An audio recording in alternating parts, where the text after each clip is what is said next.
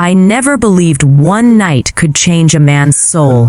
But that was before I met Edmond White, the man who wanted nothing but pain to end his pain. The first time I saw him, it was raining, the kind of heavy African rain that washes both streets and sins. He stood under the golden lights of the Pearl Grand Hotel, wearing a black suit that probably cost more than everything I owned. But behind those cold blue eyes, I saw something no money could hide. Loneliness. They said he was a billionaire, owner of half the luxury resorts from Lagos to Cape Town. But I could tell he was a broken man pretending to be made of gold. His smile was practiced, his words sharp, and yet there was a tremble in his hand when he lifted that glass of whiskey, a tremble that only a heart in pain can create. I was working that night, singing softly in the hotel lounge.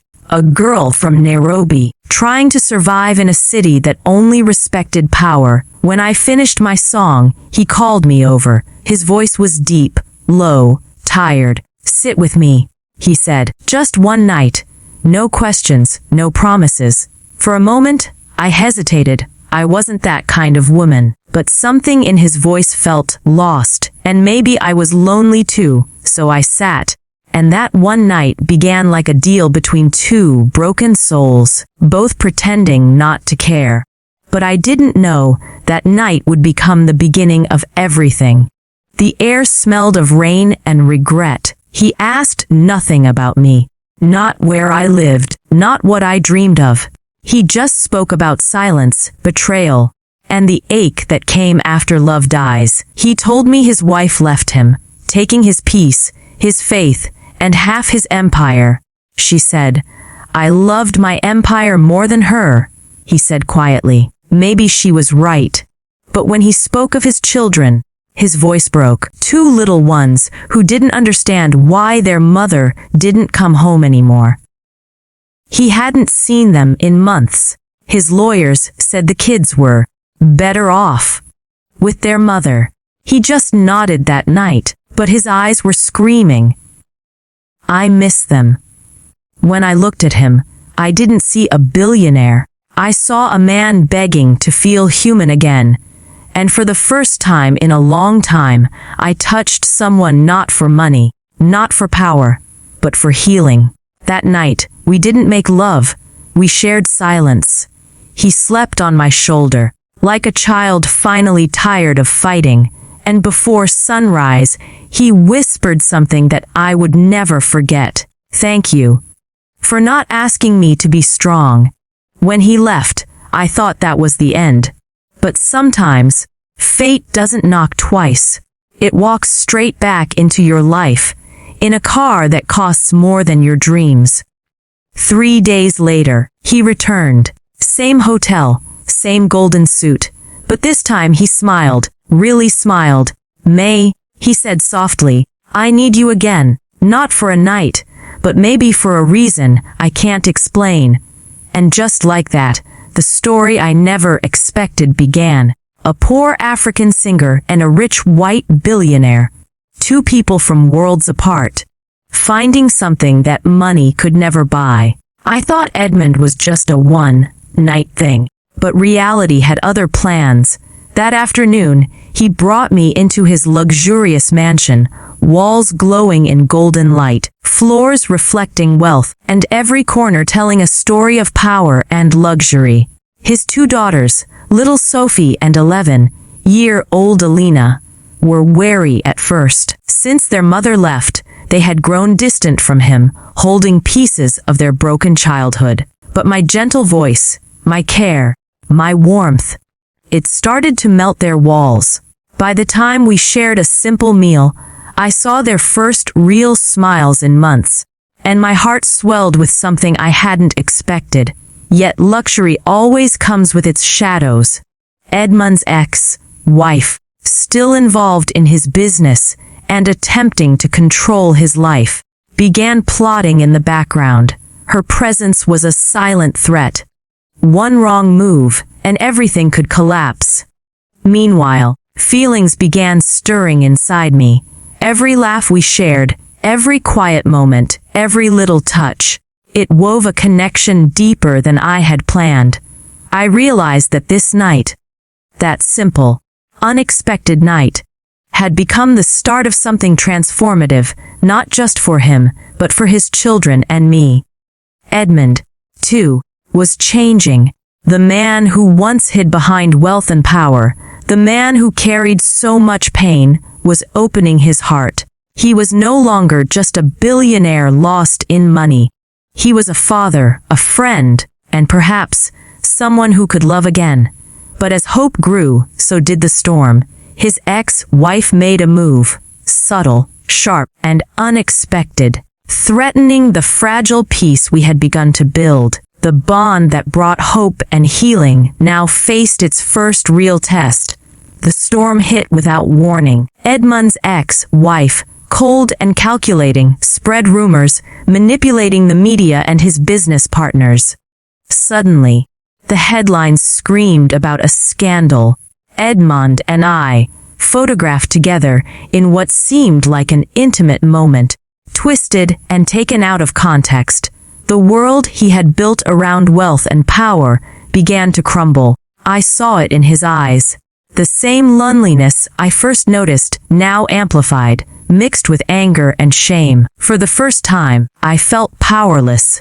I wanted to protect him, to shield his heart, but even I couldn't stop the avalanche. The children sensed it too. Sophie clung to Edmond, whispering, "Daddy, it's not true, right?" Alina, usually brave, hid in her room, tears running down her cheeks. And Edmond, he shut down. The man who had begun to open his heart now seemed lost again, as if everything we built could vanish in an instant. That night, he called me into the study. His face was pale, his hands trembling. "I wanted to protect them, May," he whispered. "But everything I touch, it destroys me. I can't keep you safe from this world. I can't protect them from my mistakes." I wanted to scream, to tell him that we were stronger than this, that love could survive rumors, betrayal, and public scrutiny. But he pushed me away with his eyes, not his hands. The kind of silent heartbreak that cuts deeper than any word. I left the mansion that night, my heart breaking in tandem with his. Walking through the empty streets, I realized love isn't always about happiness. Sometimes, it's about staying when everything else tells you to run. But could I wait for him to fight through his pride, his shame, and the chaos his past had created? The next few days were tense. Edmond disappeared into meetings, legal battles, and endless phone calls. I saw glimpses of him through the mansion's golden windows, a figure of sadness and regret, slowly realizing that money cannot fix a broken heart. And then the moment came, the shattering point. A letter arrived, unsigned, detailing private moments of our night together, shared with the press. He read it in silence. No anger, no shouting, just a broken man sitting alone, cradling the last pieces of hope he had left. That night, I made a promise, not to him, not to the world, but to myself. I would stay. I would fight. Because true love isn't about avoiding heartbreak. It's about healing together. Even in the storm, days turned into weeks, but the mansion no longer felt cold. Edmond still carried the weight of betrayal and shame. Yet in the quiet moments, I saw glimpses of the man I had met. A father who loved fiercely, a man capable of deep tenderness. It began with small gestures, a note left on my piano. "Thank you for staying." A gentle touch on my shoulder when I sang in the lounge. A smile, fleeting but real, as his daughters ran to show me their drawings. Slowly, Edmond started to open up. He apologized for pushing me away, for letting the shadows of his past dominate our lives. I was afraid that love would fail me again. He admitted, his blue eyes glistening. "But you've shown me that trust can be rebuilt." and that hearts can heal if we give them the chance. We began to spend more time together. Dinners in the golden, lit dining hall, quiet walks in the garden, where sunlight glimmered on the fountain, laughter echoing through the corridors. Sophie and Alina no longer hid their smiles. They played, they joked, they ran into my arms without fear. It was in those moments I realized I wasn't just healing Edmond. I was healing his children too, and perhaps even myself. Edmond's ex-wife tried one last manipulation, a public attempt to humiliate him and me. But he stood tall this time. No anger, no shouting. Just clarity and strength. May has brought me back to life, he said quietly to his lawyers, and nothing you say can take that away. One evening, as the sun dipped below the horizon, painting the mansion in shades of gold and amber, Edmond held my hands. May, he whispered, voice trembling with emotion, I never thought I could love again. But you've healed me. You've given me hope, laughter, and trust. I don't want one night anymore. I want every tomorrow with you, if you'll have me. Tears filled my eyes. I realized then that love isn't about perfection. It's about choosing someone every day, even when the world tests you, even when pain tries to creep in.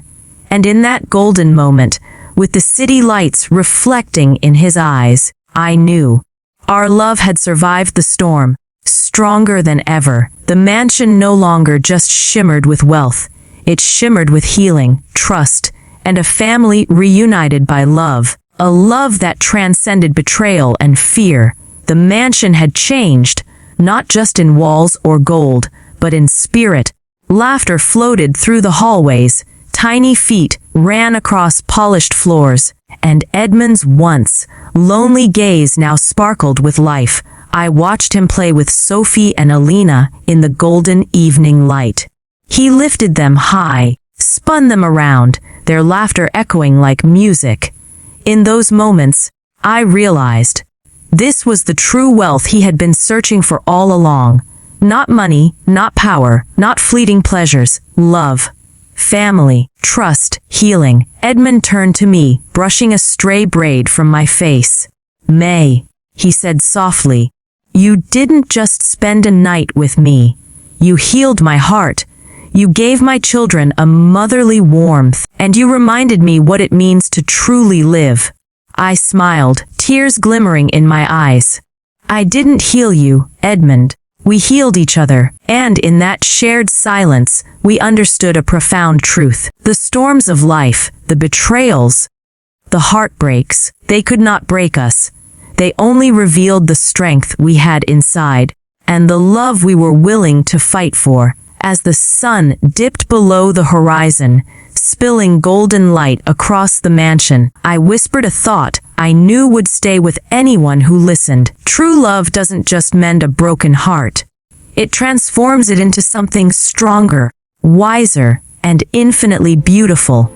And in that glow of hope and family, with Edmond's hand holding mine, I knew this was the love story worth living, worth fighting for, and worth telling.